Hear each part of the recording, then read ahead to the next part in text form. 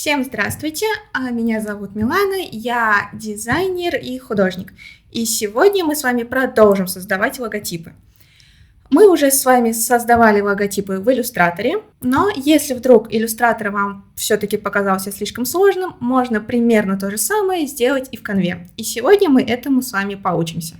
У меня уже есть готовый шаблон вот такого логотипа, и давайте попробуем его собрать в Canva. Для начала заходим в элементы и фигуры. Выбираем круг и нажимаем. Зажимаем Shift и увеличиваем. Думаю, можно поменять цвет.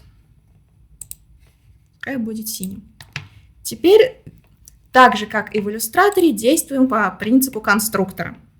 То есть берем еще один круг и из разных фигур собираем новую.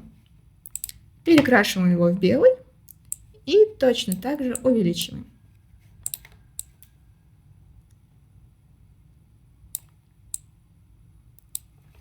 Вот у нас уже получился вполне себе полумесяц. Но у нас наш полумесяц чуть-чуть сложнее. Он вот с таким вот бликом. И этот блик мы сделаем точно так же. Так, нет. И вот этого блика мы добьемся путем наложения разных фигур. Значит, нам снова понадобится круг.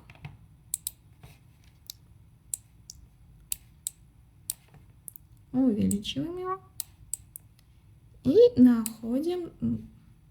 Также можно поменять его форму чуть-чуть. И сделать вот примерно так. Также можно эту фигуру чуть-чуть повернуть. И таким образом мы с вами регулируем направление нашего блика. Готово. Ну а теперь нам нужно закрасить все лишнее. Снова нажимаем на круг, перетаскиваем. Но на этот раз красим его снова в белый под цвет фона. И, как и было в начале, формируем полумесяц.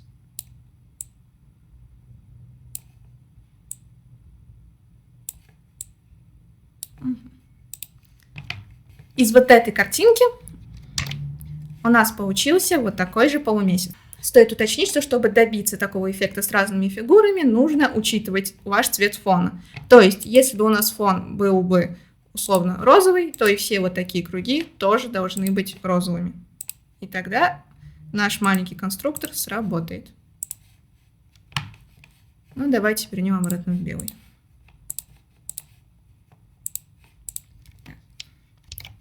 Теперь у нас есть еще вот такие звездочки.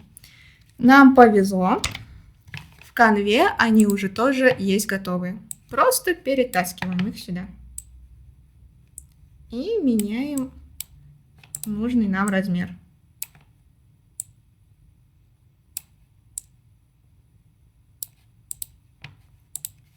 Теперь просто зажимаем клавишу Alt и, продолжая ее нажимать, перетаскиваем нашу фигуру. И она скопируется.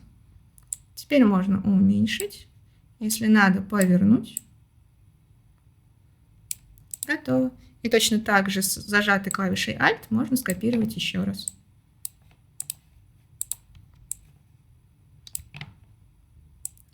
И вот таким нехитрым способом собираем нашу фигуру. Теперь зажимаем левую клавишу мыши и все выделяем. И нажимаем на кнопку «Группировать». Готово. У нас получился наш логотип. Осталось добавить название. Нажимаем на вкладку «Текст» и добавить заголовок.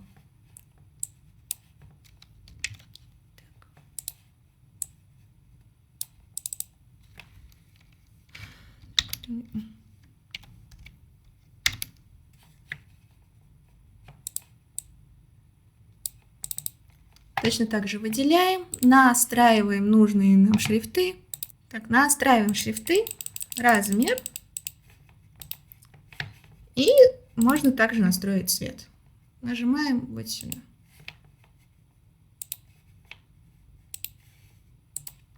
Вот у нас готов такой же логотип, который мы собрали сами. То есть мы не использовали готовые элементы, а собрали свой собственный. Готово. Вот таким вот образом мы можем собрать в Canva свой собственный уникальный логотип без иллюстратора. Дизайним легко.